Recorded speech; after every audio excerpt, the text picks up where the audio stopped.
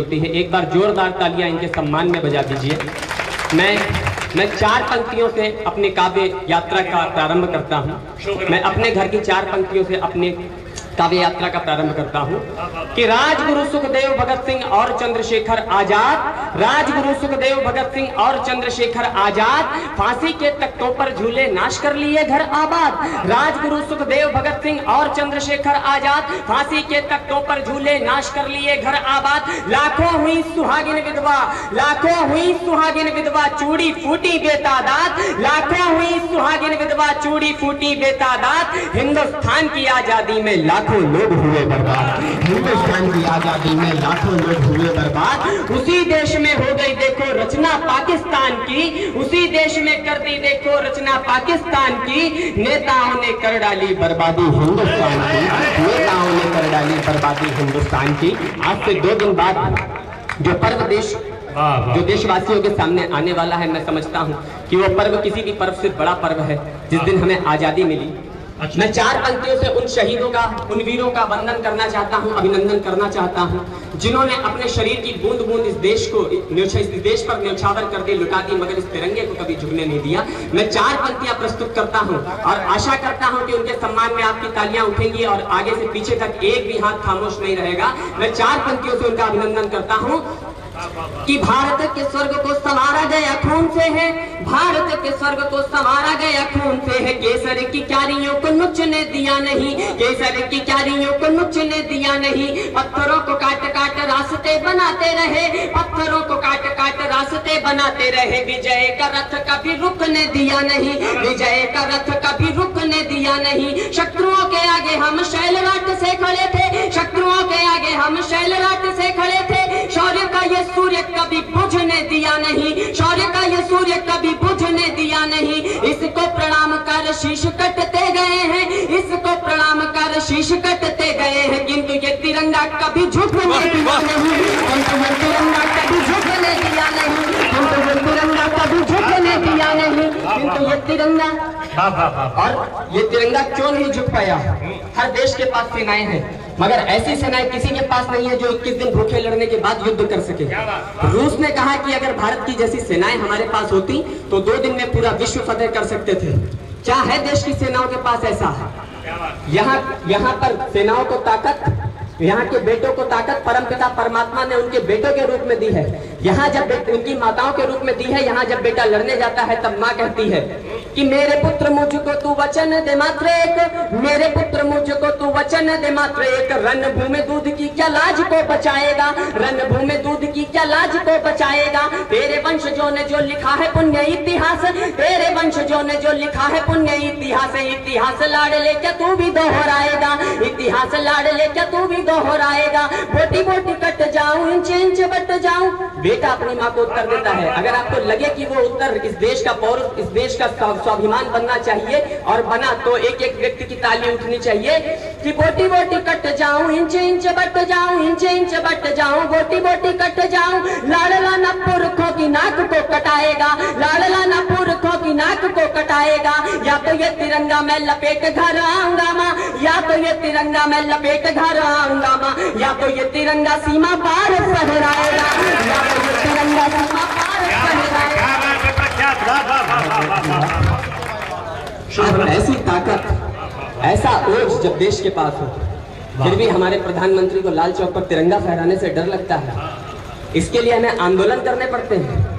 मैं देश के नौजवानों की ओर से प्रधानमंत्री जी को आश्वस्त करना चाहता हूं, 4 पंक्तियों के माध्यम से उनसे बात कहना चाहता हूं कि लाल चौक है अभिन्न अंग मेरे देश का, तो लाल चौक है अभिन्न अंग मेरे देश का। तो चौक की पवित्र भूमि कौन छीन पाएगा, चौक की पवित्र भूमि कौन छीन पाएगा। देश पे धरो जरा भरोसा मनमोहन जी, देश पे धरो जरा भरोसा मनमोहन जी। देश का जवान हर जंग जीत जाएगा, देश का जवान हर जंग जीत जाएगा। कैप्टन मनोज अशफाक की प्रथा पे देश, कैप्टन मनोज अशफाक की प्रथा पे देश। बलिदानियों की वह रीत दोहराएगा, बलिदानियों की वह रीत दोहराएगा। एक बार सेना को आदेश दे के देखिए तो, एक बार सेना को आदेश दे के देखिए तो इस्लामाबाद में तिरंगा फहराएगा, इस्लामाबाद में तिरंगा फहराएगा, इस्लामाबाद में तिरंगा फहराएगा। मैं देश की 4 बड़ी समस्याओं से आपको जोड़ूं। एक बार जोरदार जयकारे लगा दीजिए। भारत माता की, आगे से लेके पीछे तक सबके हाथ उठे। भारत माता की, भारत माता की, भारत माता की। मैं 4 पंक्तियां रखना चाहता हूं। अभी चुनाव आए, सरकार बदली, तख्त बदले, ताज बदले। एक समस्या जो देश के सामने आजादी से लेकर आज तक जो नहीं बदल पाई, और इस बार अगर देखा जाए तो बहुत तो चुनावी समीकरण बदलने में वही समस्या चुनावी समीकरण बदलने में भी काम आई। मैं 4 पंक्तियों के माध्यम से आपके सामने रखता हूं। आप लोग प्रबुद्ध लोग हैं, बात को समझ जाएं तो मुझे आशीर्वाद दीजिएगा कि हीरे मोती सोने चांदी पन्नों को शमशान मिला, हीरे मोती सोने चांदी पन्नों को शमशान मिला, कंकड़ पत्थर आरक्षित है कोयलों को वरदान मिला, कंकड़ पत्थर आरक्षित है कोयलों को वरदान मिला। जातिवाद का दानव देश की प्रतिभा को खा जाता है, जातिवाद का दानव देश की प्रतिभा को खा जाता है, जातिवाद का दानव देश की प्रतिभा को खा जाता है। जब मंत्री का बेटा देश में आरक्षण पा जाता है, जब मंत्री का बेटा देश में आरक्षण पा जाता है। गली गली द्वारे द्वारे पर राग बुना आरक्षण का, गली गली द्वारे द्वारे पर राग बुना आरक्षण का। संविधान के शीश पटल पर दाग लगा आरक्षण का, संविधान के शीश पटल पर दाग लगा आरक्षण का।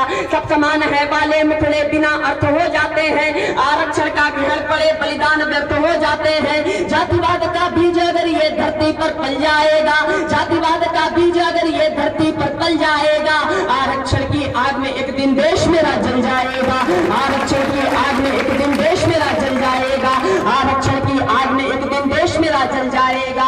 जातिवाद के महासमर में बाबा का मत नाम करो, शूर शहीदों के पौरुष को देश में मत बदनाम करो। किसी ने कहा कि इन्हें आरक्षण मिलना चाहिए, किसी ने कहा कि इन्हें आरक्षण मिलना चाहिए। मैं बताता हूं कि इन्हें आरक्षण मिलना चाहिए। अभी तक जिन लोगों ने अपने हाथ न खोले हों वो अगली 2 पंक्तियों पर अपने हाथ खोले। मैंने किसी धर्म, किसी संप्रदाय, किसी जाति के लिए आरक्षण की मांग नहीं की है। मैंने किन लोगों के लिए आरक्षण की मांग की है? अगर वो मांग सच हो तो एक एक हाथ हवा में लहरता हुआ दिखाई दे कि रखो तुम सहेज कर सड़ते अन्न के दाने दाने को, रखो तुम सहेज कर सड़ते अन्न के दाने दाने को, रखो तुम सहेज कर सड़ते अन्न के दाने दाने को। आरक्षण उसको दो जिसके घर में ना हो खाने को, आरक्षण उसको दो जिसके घर में ना हो खाने को, आरक्षण उसको दो जिसके घर में ना हो खाने को। और ये परिस्थितियां ऐसी आई क्यों? मैं 4 पंक्तियों के माध्यम से बताना चाहता हूं कि परिस्थितियां ऐसी क्यों हुई। सपा बसपा या भाजपा जब सत्ता में आई है, सपा बसपा या भाजपा जब सत्ता में आई है, हमको लगता चोर चोर मानो मौसेरे भाई है, हमको लगता चोर चोर मानो मौसेरे भाई है। लोकतंत्र पर शोकतंत्र का फिर से कशा सिकंजा है। और अगली पंक्ति पर अगर इस देश की बर्बादी का सही कारण बता दिया हो तो एक एक हाथ हवा में लहरता हुआ दिखाई देना चाहिए कि लोकतंत्र पर शोकतंत्र का फिर से कशा सिकंजा है, लोकतंत्र पर शोकतंत्र का फिर से कशा सिकंजा है। देश की बर्बादी का कारण केवल हाथ का पंजा है, देश की बर्बादी का कारण केवल हाथ का पंजा है, देश की बर्बादी का कारण केवल हाथ का पंजा है। 2 पंक्तियां, विश्वास की 2 पंक्तियां पढ़ता हूं, आशाओं की 2 पंक्तियां पढ़ता हूं। अगर आपको लगे कि एक दिन ऐसा होगा, एक दिन ये परिस्थितियां बदलेंगी, तो मुझे एक एक व्यक्ति आशीर्वाद दे कि शीतल शिराओं का शोणित जब सिंधु ज्वार सा उबलेगा, शीतल शिराओं का शोणित जब सिंधु ज्वार सा उबलेगा, शीतल शिराओं का शोणित जब सिंधु ज्वार सा उबलेगा। भारत मां निश्चिंत रहो, हिजड़ों का शासन बदलेगा, भारत मां निश्चिंत रहो, हिजड़ों का शासन बदलेगा, भारत मां निश्चिंत रहो।